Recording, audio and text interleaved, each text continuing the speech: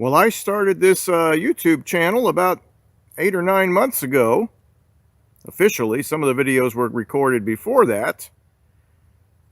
But always pointing the compass north, south, or east to find places to explore.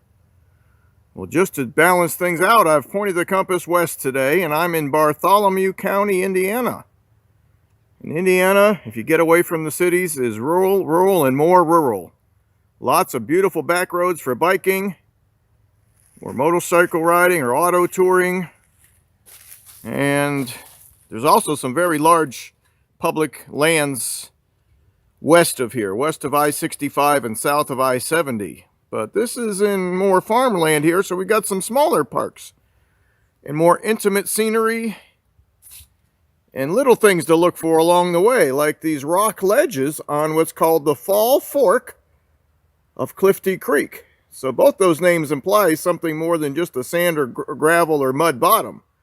And sure enough, we have some beautiful limestone and dolomite layers in this part of Indiana. And just around the bend here is a park called Anderson Falls.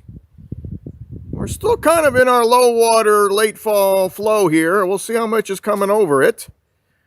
And there's also some hiking trails there. So I'll be spending the whole day in this Bartholomew County area in Indiana, and also in the county south of here, which is called Jennings County.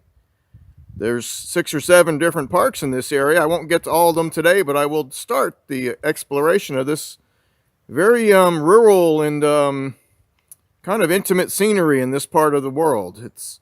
You're not going to find the big things here, but a lot of little things, which sometimes are even more interesting.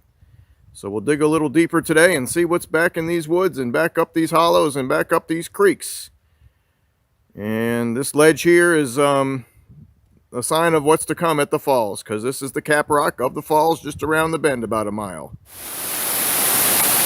Well, as you can hear, I have arrived at Anderson Falls, and where you park is just a stone's throw from the falls themselves. And I'm looking south up the Fall Fork of Clifty Creek. This water here all flows southwest to the White River and eventually to the Wabash River and eventually to the Ohio River. But it's a long journey. We're probably only 30 miles from the Ohio River, but this stream and the streams that it joins will take hundreds of miles to reach the Ohio. And there's a geological reason for that I'm not going to get into on this hike. But it has to do with the Ohio River being a very new stream that has not collected all the tributaries that it could have. And that can be discussed later. But we're looking south, and boy, this early winter sunlight, this is early December, just illuminates the ripples and riffles on this Fall Fork. This is a limestone ledge here. And the hiking trails are actually across the stream. I'm going to try to find a good rock hopping route. And if I can't, then this will be a brief visit to this park. And if I can, I'll be doing more videos. But here's the falls themselves in the shade right now. I'm going to, regardless of whether I can cross this safely, I will be approaching this falls from a different point of view and continue recording it wherever it is possible. But a beautiful little park and easy to find. It's not too far from Columbus, Indiana or Greensburg. So pretty easy to find. Well, there's an official trail that follows the Fall Fork of the Clifty Creek downstream from these waterfalls. And there are several mountain goat paths that lead you down to this overhang here just below the lip of the waterfall. So I'm actually underneath this rock overhang. You can tell people have done a little camping down here. There's some campfire wood down here, and boy, you know, if you're out on a bike ride or something on a rainy day or a thunderstorm came up, this would be a good place to duck out of the rain. So let's look at these falls. Now that we're out of the direct sunlight, I can actually see the waterfall and the rocks above and below it. And yes, there's plenty of water today. What looked like low flow at that first stop actually has got quite a bit of water coming down today. So good luck on my part. Some of the streams in my county are still running really low from months of drought, but this area has received more rain this fall. And a little geology here. We've got a thick layer of limestone that breaks off in huge chunks the size of refrigerators and maybe even a small car here. And below it is a layer of shale that breaks off in chunks the size of your fist. And in order to get a waterfall in this part of the country, you need a hard rock to keep it from eroding away, and then a crumbly rock underneath it to form the falls itself. And that's what we have here and in many other places I have recorded. Let's get an even better look at this.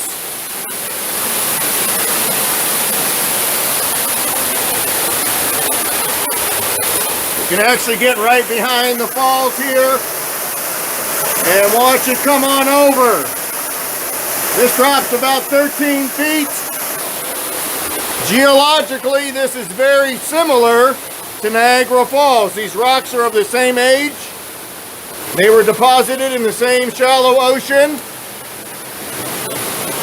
And Niagara Falls has a thick layer on top and a crumbly layer underneath.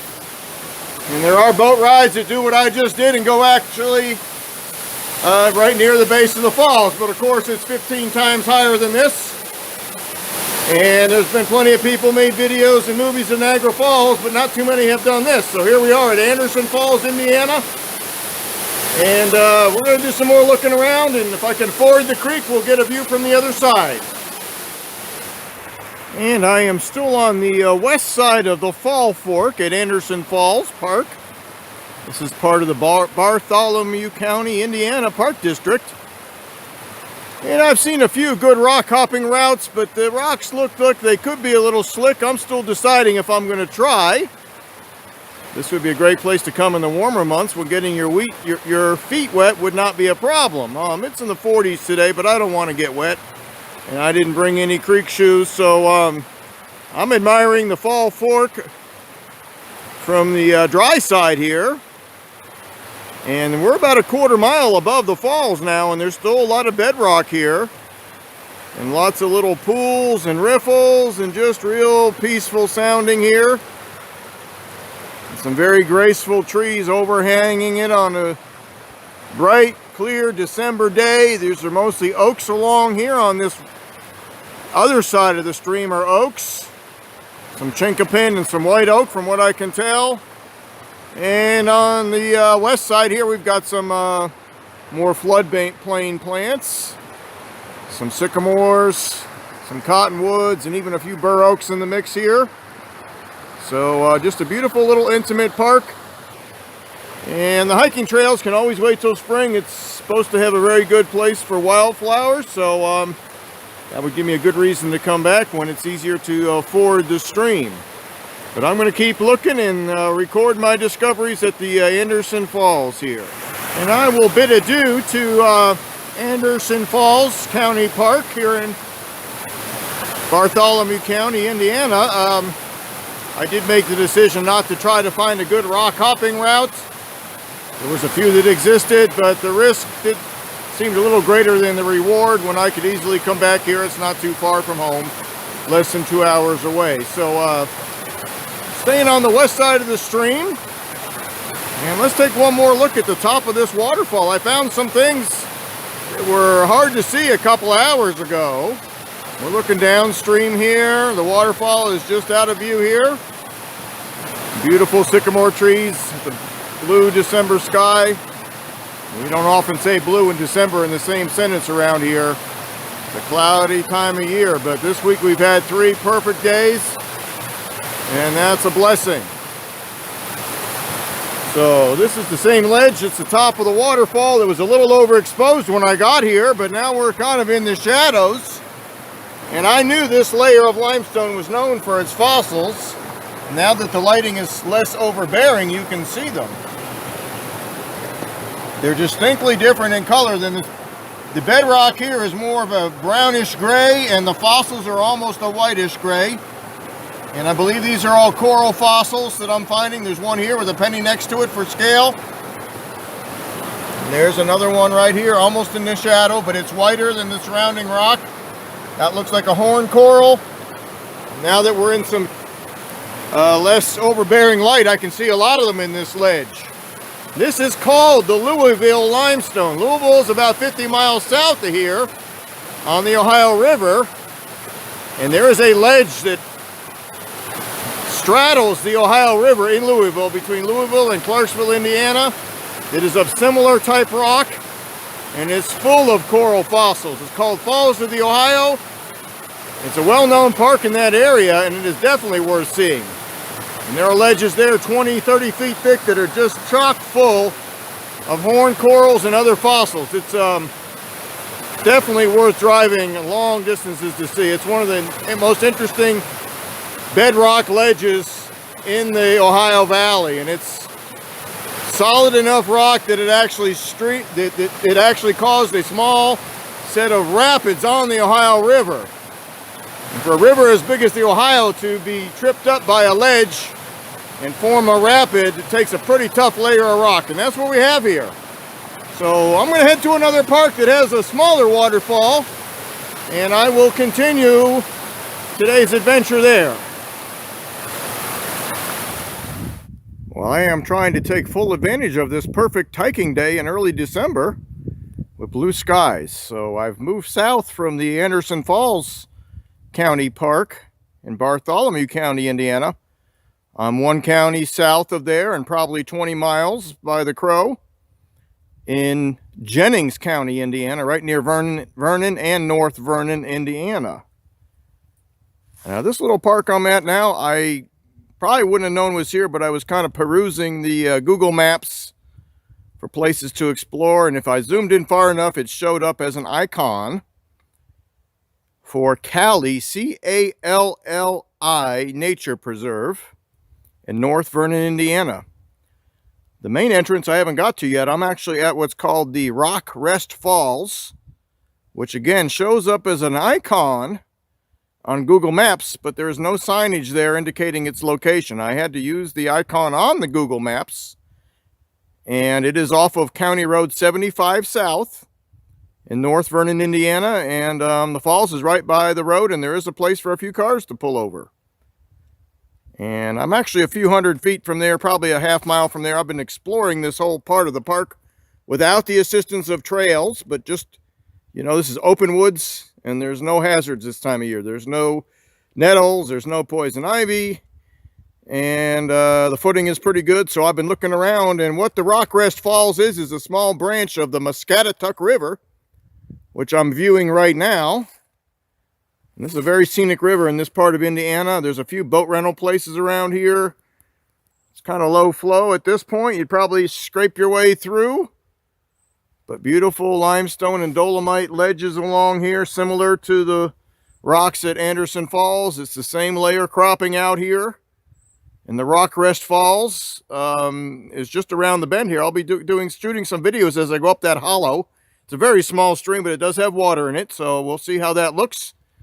And meanwhile, this is the Muscatatuck River, which flows for many miles through this part of Indiana. It's a major tributary of the White River and the Wabash River, and would be well worthy of revisiting in the warmer months when paddling is a good idea. So don't be surprised if you see a canoe outing on the Muscatatuck River sometime in the future on this channel. It's something that's definitely within my view. And we will continue the exploration of the Calli Nature Preserve momentarily. By the way, Calli is spelled with two L's, and even if you type that in, it wants to send you to California. So insist that it has two L's and that you do not want to find a nature preserve in California, and you will be successful. And let's continue exploring the area at Calli Nature Preserve called Rock Rest Falls. It's a very small stream, much smaller than Anderson Falls. That one at that point had a watershed of over 100 square miles. This one probably only has 3 or 4 square miles to collect water from. But this is a very small stream. You can see the ripples in the pool below it. And the nice gurgling sound of some nice clear fall water. Water flows real clear this time of year. There's not much in it unless it's been raining. This is actually the same amount of, it's just as tall as Anderson Falls, but nowhere near as much water. Just a couple little flumes here, but I'm sure after heavy rains, it's much larger, as the size of this swimming hole would indicate. This stream has carved out a very large rock overhang here, actually larger than the one at Anderson Falls. So we got probably 30 feet of overhang here. And a swimming hole, can't tell how deep it is because of the reflection, but it looks like it's over one's head. Be a good place to cool off on a warm summer day. So this is the Rock Rest Falls at the Calli Nature Preserve in North Vernon, Indiana. There's an official entrance to this park about a mile from here with a trail system. So that's where I'll be heading next. And this is simply just a roadside waterfall with a little mountain goat path down to the Muscatatuck River and down to the falls. And I will continue on momentarily. And I'm continuing my exploration of the parks in Jennings and Bartholomew counties, Indiana, these smaller, lesser-known parks. And I'm at the Interpretive Trail at the Calli Nature Preserve in North Vernon, Indiana.